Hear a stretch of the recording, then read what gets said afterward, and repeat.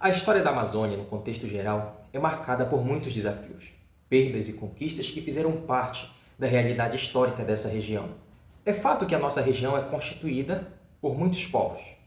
Contém uma diversidade muito grande de populações, seja ela indígena ou de migrantes que vieram fazer parte da construção desse povo. E no Bailique não aconteceu diferente. Na virada do século XIX para o século XX, também acontecia uma virada cultural, pois a maior parte das populações amazônicas que séculos atrás haviam sido constituídas e iniciadas com povos indígenas, agora estava sendo construída por comunidades ribeirinhas, que é o caso do distrito de Bailique. No Bailique, no início do século XX, muitas comunidades já estavam iniciando, pois o ciclo de migração de pessoas já se tornava constante. Muitos deixaram sua terra para nunca mais voltar e vinham em busca de um mundo melhor. Chegavam e viam uma terra, muitas vezes inóspita, mas que para muitos simbolizava uma terra prometida, e fizeram desse lugar a sua casa. O meu nome é Vinícius Sardes e eu sou bailiquiense.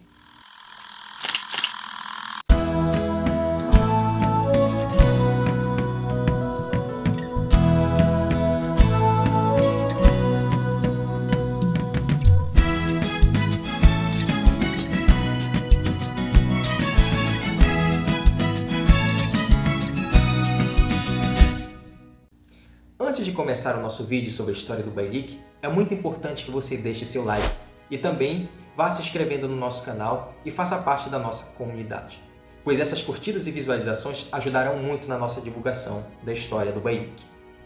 Se o rio Amazonas fosse ser humano, com certeza teria muitos motivos para se orgulhar. Seria cortejado e reverenciado por homens, mulheres e crianças, pois ele encanta a todos com a sua grandeza.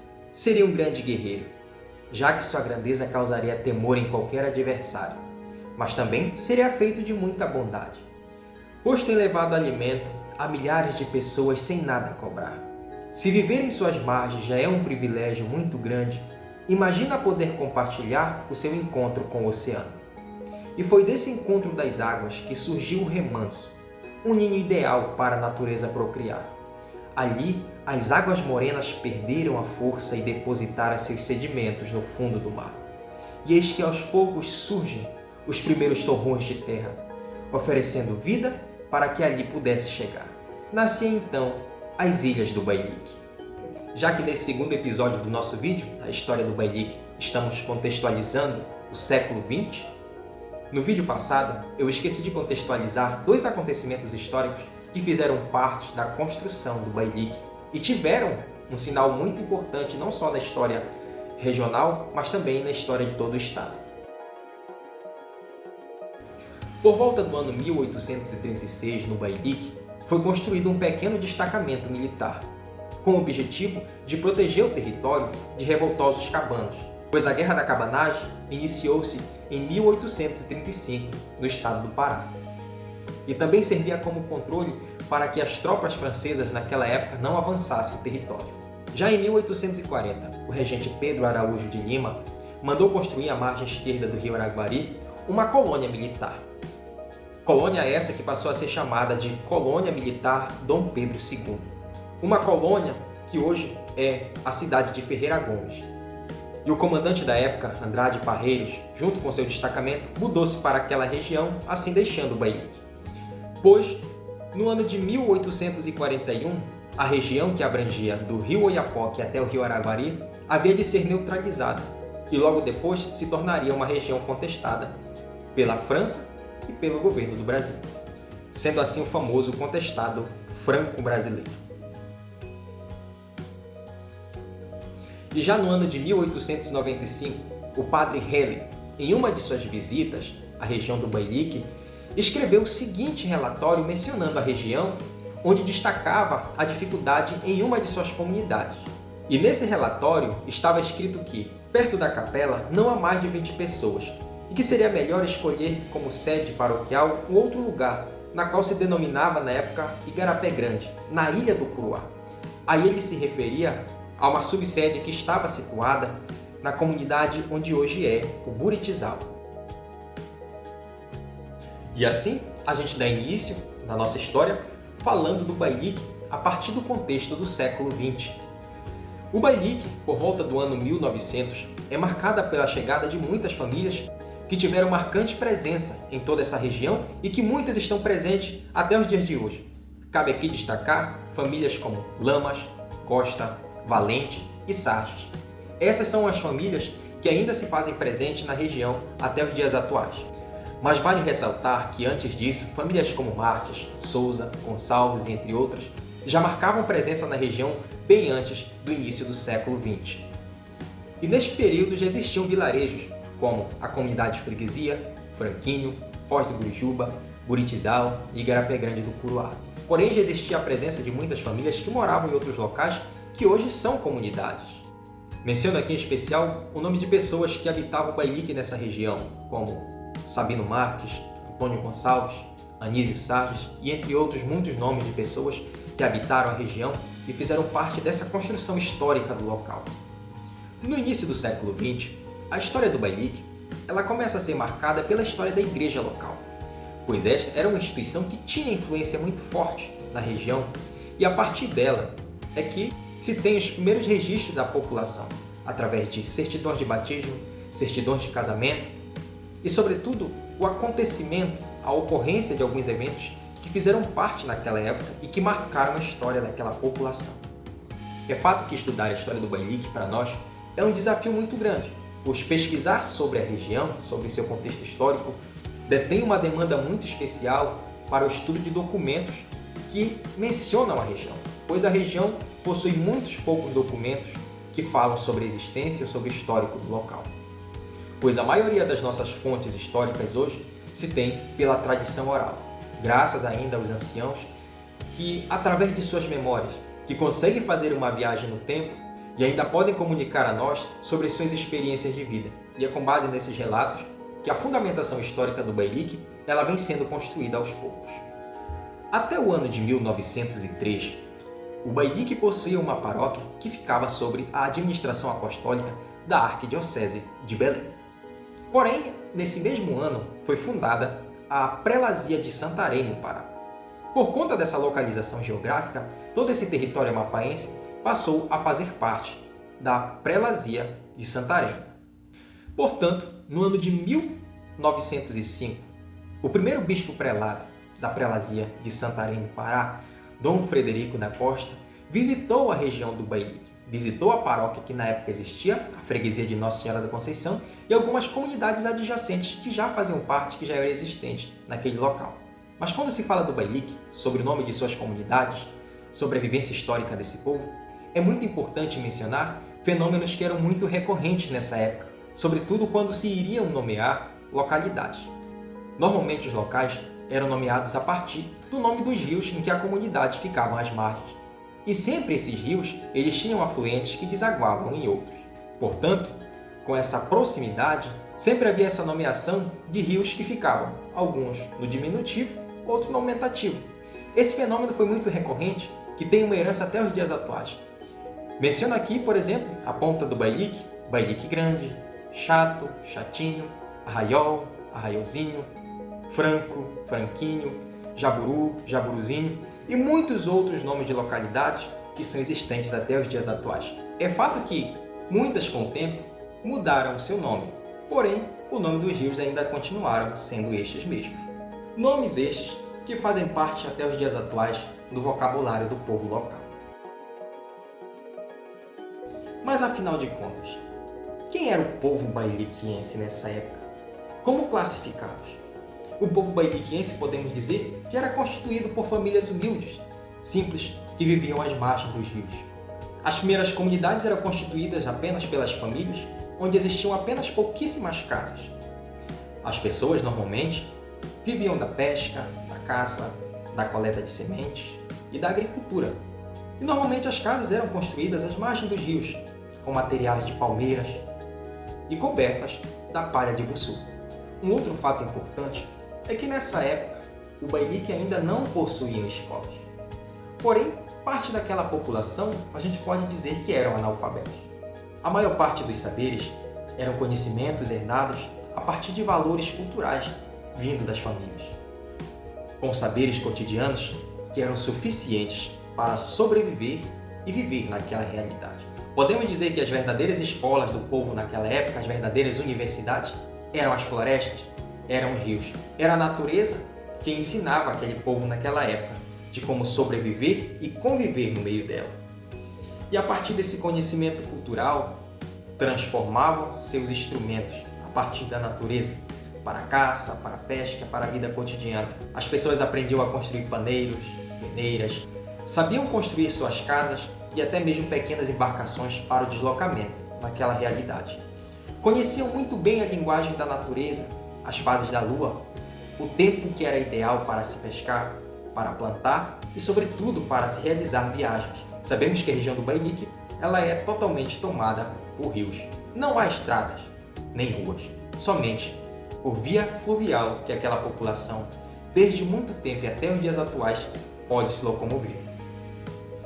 E também não havia hospitais, UBS ou qualquer atendimento de saúde para a população. Porém, desde muito cedo, aquela sociedade já sabia como trabalhar as enfermidades do povo. Os médicos eram os famosos curandeiros ou pajés, que tinham respeito muito grande pela sociedade e possuíam um status de sábio para toda aquela população. Eles eram os médicos e farmacêuticos daquele povo, conhecidos como doutores da terra. E a farmácia deles era a natureza, as florestas, de onde se extraíam as ervas, os óleos, tudo em função da cura do povo. Estes eram homens e mulheres que desde muito cedo desenvolveram esse dom da cura ou nasceram com o dom para ajudar aquela população e se colocavam a serviço do povo em um modo de serviço voluntário.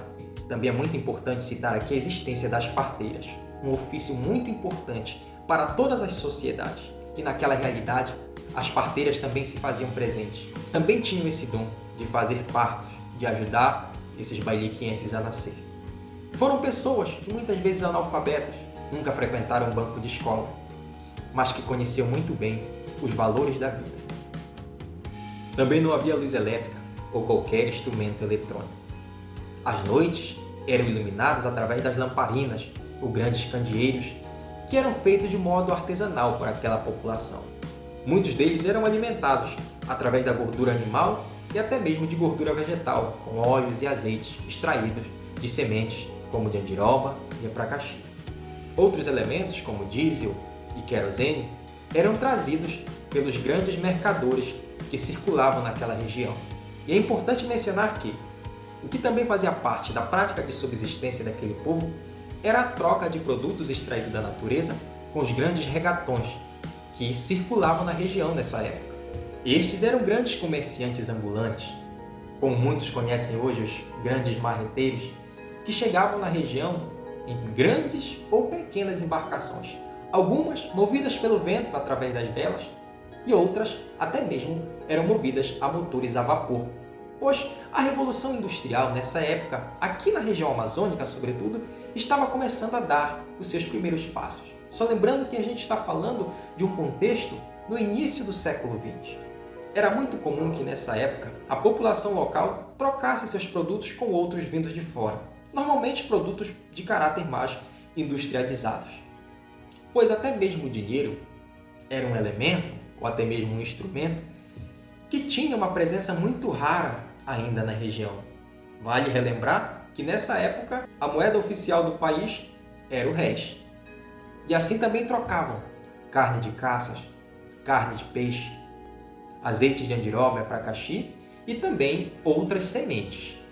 Sementes como murumuru, urucuri, ussu e etc. Estas serviam como combustível para aquelas embarcações que eram movidas a vapor. Assim, as famílias saíam para fazer a coleta dessas sementes. Pegavam seus paneiros e iam normalmente para dentro das florestas catar aquelas sementes que estavam caídas no chão. Quando não, iam para a beira do rio ou nas praias após as vazantes, onde a maré sempre deixava rastros longos de sementes à margem dos rios. Porém, os produtos que eram mais cobiçados eram a grude da gurijuba. O que tinha mais valor era a pele de animais. A pele de animais como de jacaré, de onça, jaguatirica, maracajá, peixe-boi, lontra e até mesmo de cobras. Eram produtos que, de acordo com a revista Web, tinham grandes valores no mercado internacional, sobretudo na Europa, para onde eram exportados. E essa exportação, ela tinha muitas utilidades, normalmente para se fazer instrumentos como tambores ou até mesmo para ficar em exposição em parede de casas. Nessa época era muito comum se chegar nas casas e ter um espaço que eles conheciam como tendal e lá ter estendido carne de caças, arrobas de peixe, peles de animais e muitos outros produtos naturais que faziam parte da comercialização naquela época. E sobre as festas que aconteciam nessa época, elas eram chamadas de arraiais. E estas costumavam durar mais de um dia. E normalmente as comunidades que se faziam presente, elas saíam de um lugar para o outro levando seus paneiros com comida para fazer aquela partilha junto à comunidade anfitriã que ia receber. Porém, não havia qualquer tipo de instrumento eletrônico, som ou aparelhagem. Não, a festa, ou melhor, as festas, elas eram animadas por artistas locais que dominavam diversos instrumentos de sopro, de percussão e de corda. Esses artistas, que muitas vezes eram das próprias comunidades, tocavam tambores, flautas, chocalhos, violas, que muitas vezes eram eles mesmos que produziam de modo artesanal o seu instrumento. Isso mostra o conhecimento que aquela população local possuía no domínio da arte, da música e de muitos outros aspectos. E haviam cantores locais que também faziam composições de canções.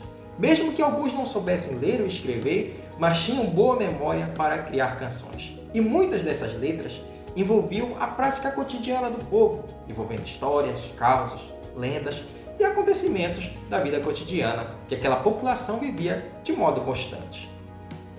E quando se fala de festa, dança, é muito importante mencionar a cultura e a identidade local do povo bailiquiense, pois o bailique possui uma dança cultural que é de identidade sua, uma dança que nasceu lá.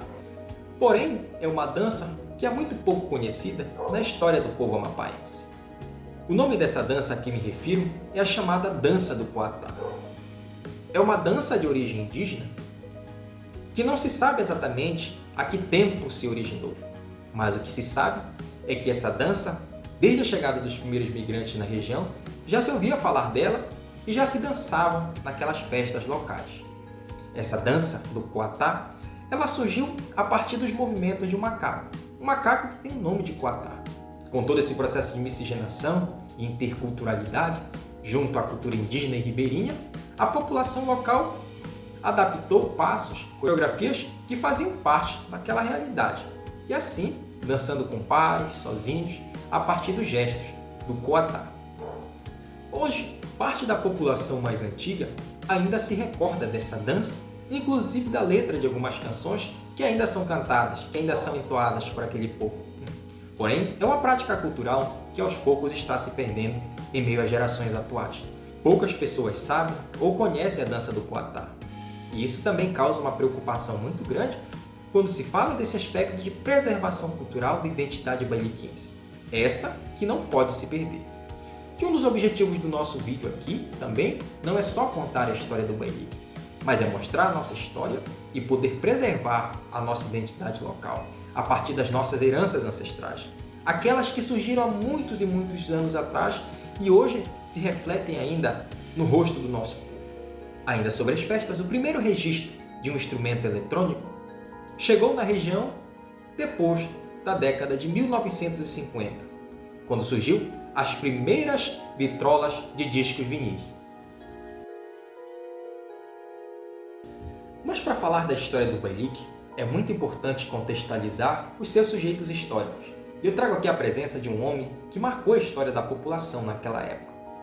O nome dele era Diógenes Lamas, um mercador português que veio para a região ainda menino. Junto com seu primo Francisco, fundaram uma pequena mercearia onde hoje é a comunidade de Foz do Guriju. Porém, com o passar do tempo, ele cresceu e percebeu que ali naquela região a circulação de embarcações tinha um movimento um pouquinho mais fraco. Então, ele mudou-se para a Ilha do Brigue, bem próximo à entrada do Rio Marinheiro. Diógenes Lamas foi aquele que veio revolucionar o comércio e a economia local, fazer com que a circulação de produtos e diversos materiais fossem constantes. Assim, construiu um grande comércio, pode-se dizer que um dos maiores comércios que o Bailique já teve. Muitos, pela grandeza daquele comércio, diziam que era um império, chamavam ou apelidavam de o Império do Português. Logo ele se tornou um grande empresário, e assim possuía muitos funcionários, onde ele dava-lhes embarcações e lhes delegava para sair em alto mar para pescar. E assim pessoas que trabalhavam também no seu comércio, com o carregamento de mercadorias que com o tempo passaram a ser constantes as chegadas. E assim ele tinha embarcações que vinham e viajavam do Bailique até Belém para comprar mercadorias. Este valorizava muito a exportação dos produtos da pesca, que ele mesmo delegava que seus pescadores saíssem em grandes reboques, batelões, e quando chegavam, normalmente chegavam cheios de gurijuba. E ele mesmo delegava para que estes pescadores levassem até Belém muitas arrobas de peixe, e de lá delegava para que enviasse produtos para o seu comércio, com produtos industrializados. E vale ressaltar que o Bailique, nessa época, possuía uma grande fartura, e a circulação de embarcações era muito constante, tanto de embarcações nacionais e até mesmo de embarcações estrangeiras que encostavam naquela região. No ano de 1933, o governador do Pará, Joaquim Magalhães Barata, ele visita a região do Bailique e vai se hospedar justamente na casa de Diógenes Lamas. Quando o governador ficou no local, ele percebeu a grande potencialidade que a região tinha para o comércio pesqueiro e também o grande crescimento dessa população que aos poucos vinha aumentando. E vale ressaltar que nessa época não só o Bailique, mas como todo o estado do Amapá, pertencia ainda ao território do Pará. E no dia 22 de março de 1933, por um decreto de número 931, o governador Barata elevou a região do Bailique a distrito de Macapá. Esse fato influenciou também na chegada de algumas outras famílias que foram impulsionadas pelo ciclo da borracha, isso já no início dos anos 1940. E chegaram muitas famílias para fazer a exploração do látex nas ilhas do Bailique. E assim a gente tem a chegada de famílias como a Manajás, Vilhena, Barbosa e entre outras famílias que hoje ainda estão presentes no Bailique e foram responsáveis pela fundação de algumas comunidades existentes no dia de hoje.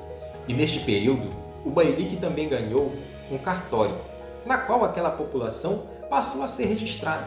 Era uma necessidade social daquela população. Portanto, o primeiro tabelião se chamava Raimundo Guimarães, que tinha um pequeno cartório na Ilha do Brigue. E esse tabelião possuía uma influência muito grande dentro da sociedade. E junto a ele também tinha um juiz de paz que fazia casamentos, via problemas familiares, problemas de conflitos de terra e entre outros. O nome desse juiz de paz era Emílio Sales. Isso mesmo, era o meu bisavô. Por volta do ano 1944, aconteceu um episódio que até hoje é muito desconhecido pela população amapaense e até mesmo pela população local. É importante contextualizar que na década de 40, na Europa estava acontecendo aquela que ficou conhecida como a Segunda Guerra Mundial. É fato que houve a presença de alemães nazistas no estado do Amapá que fizeram visitas e expedições na floresta amazônica. Mas no ano de 1944, um submarino, o U-534, que pertencia à Alemanha nazista, estava na costa amapaense, porém, ele saiu pela foz do rio Amazonas e passou pela região do Bailique. E este submarino foi captado pelos radares de uma base norte-americana que havia sido construída no município de Amapá. Então, houve uma perseguição desse submarino. Um avião norte-americano P-51 acabou atingindo esse submarino e o afundou. Porém, parte daquela tripulação acabou morrendo, mas um médico alemão acabou sobrevivendo. Este ferido foi parar nas praias do Bailique, junto a alguns destroços do submarino. E lá no Bailique, ele conviveu no meio daquela população. Inclusive, há relatos de que ele cuidava de algumas pessoas porque era médico. E assim se familiarizou com algumas famílias.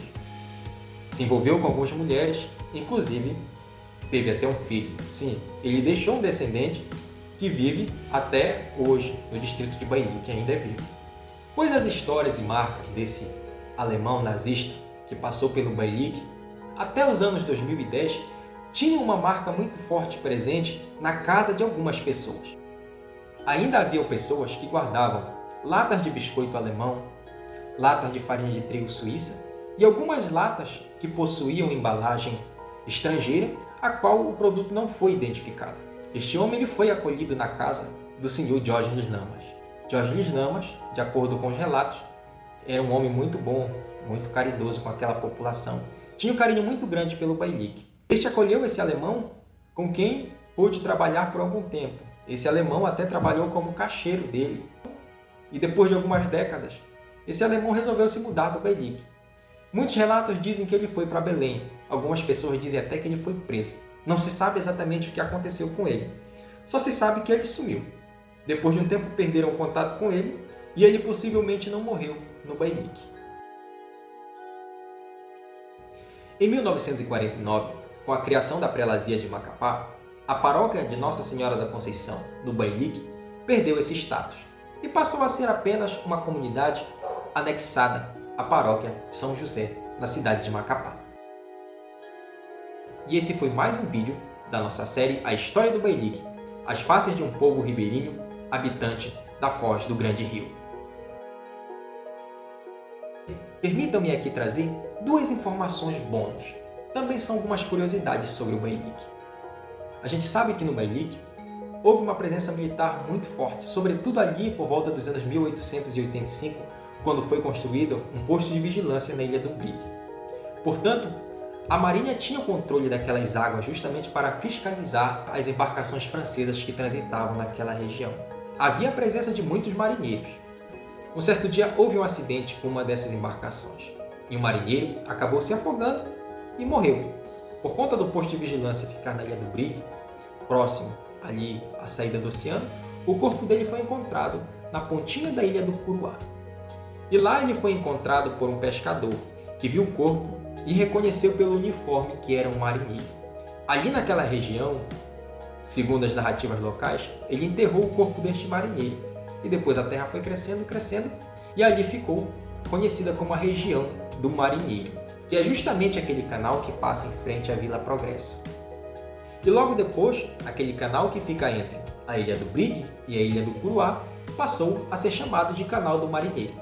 E uma outra curiosidade que aconteceu também na Ilha do Brigue é que aquela comunidade, com a influência da família Guimarães que habitava aquela região, a Baía do Guimarães, ou Canal do Guimarães, tem esse nome justamente por conta da família que habitava naquela época, ali por volta dos anos 30, 40.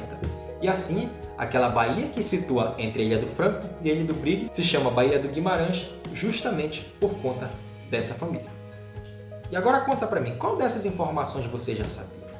Isso é muito importante para o conhecimento da nossa vivência local, da nossa cultura, da nossa identidade e da nossa história de vida de bailiquienses.